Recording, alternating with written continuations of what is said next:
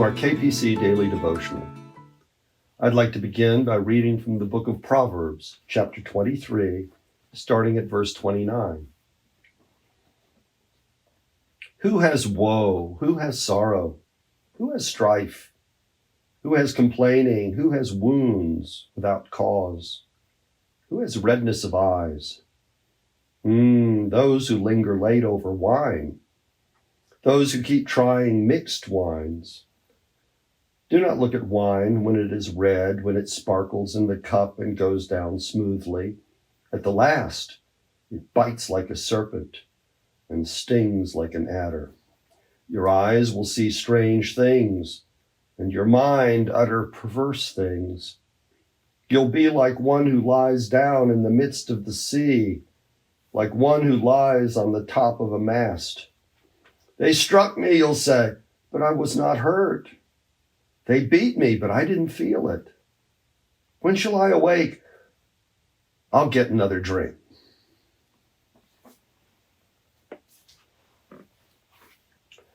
We've been looking this week at my second collection, Your Inner Dog, Finding Your Place in the Human Pack.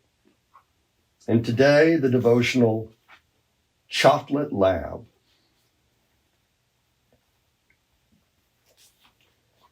For our wedding anniversary, my wife Cece gave me a box of truffles, 3 large double dark chocolate balls from an elegant confectionery. Just for me.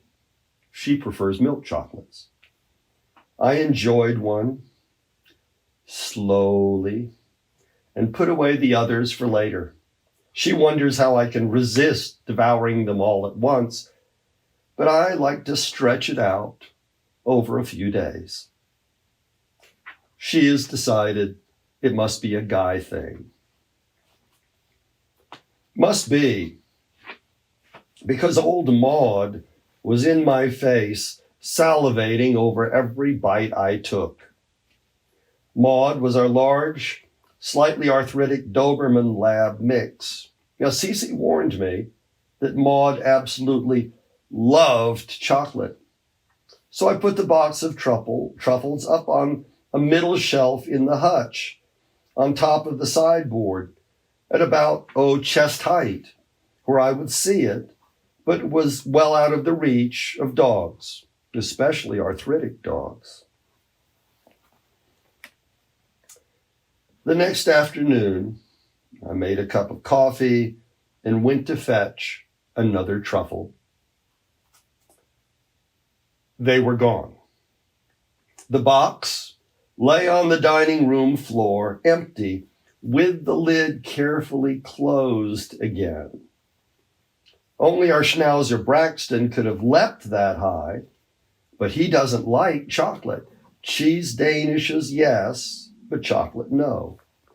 We knew it had to be Maud, but have no idea how she could have gotten those truffles off the shelf. 2 years pass. My church is holding a bake sale, so I buy one of our favorite cakes from there, a double chocolate bundt cake with chocolate chips, like really decadent. My wife and I each have a slice, then put the rest of the cake up high on a shelf, this time in the kitchen. Again, Maud is very interested. But by now she's 2 years older and even more crippled. It didn't matter. We returned maybe an hour later to find the plate on the floor and the whole cake gone. Forget black and tan. Maud was the original chocolate lab. They say that chocolate can kill a dog, but I haven't seen it happen yet. Of course, when Maud snatched my truffles, I almost wanted to do her in myself. Chocolate speeds up their heart rate till it beats so fast it can't really pump anymore and stops beating altogether. For a dog's metabolism, chocolate is sheer poison. If it's so bad for them, you'd think they'd avoid it.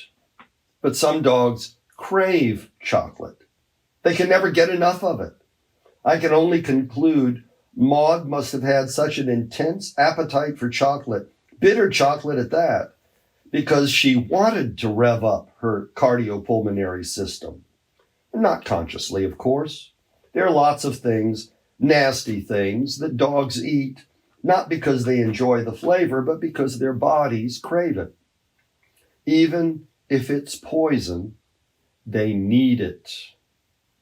I think Maud was self-medicating. In humans, we call it addiction. Alcoholism was once considered to be a moral deficiency, that all it took was a little willpower to break the pull of liquor.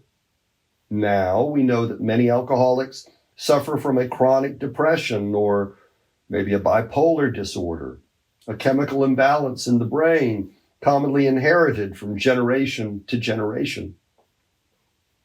Alcohol or narcotics or painkillers give them a temporary respite, an anesthetic from their emotional disease.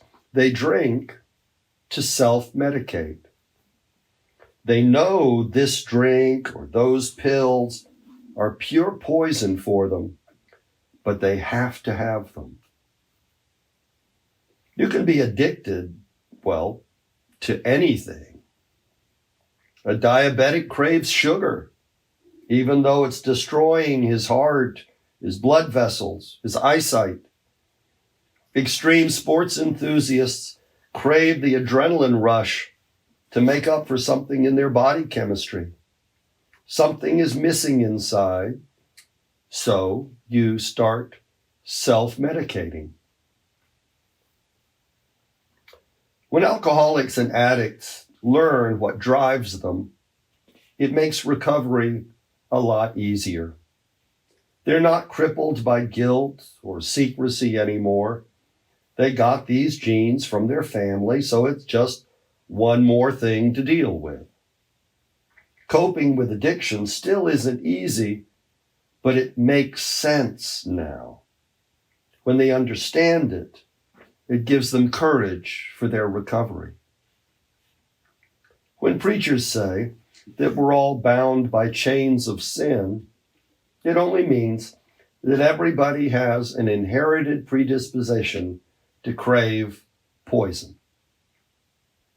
Maybe that could be, unhealthy relationships, insecurity, fear, isolation.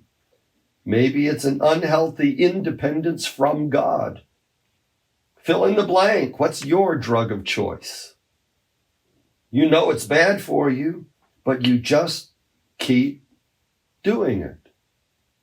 Something is missing inside, so you self-medicate. It's the sin addiction. Recovering alcoholics tell us you have to start by admitting you have a problem that you can't fix on your own. We call that confession. You will need a support group to encourage you and hold you accountable. We call that church. You will need the help of trusting in a higher power. We call that faith. You will need to take concrete steps to change your life. We call that repentance. It works. Now, I never found a Chocolates Anonymous group for Maud. And the government didn't need any chocolate-sniffing dogs either. Oh well, I'll just store the chocolate in a safety deposit box in the future and keep the key. I wish you a blessed day ahead. Goodbye.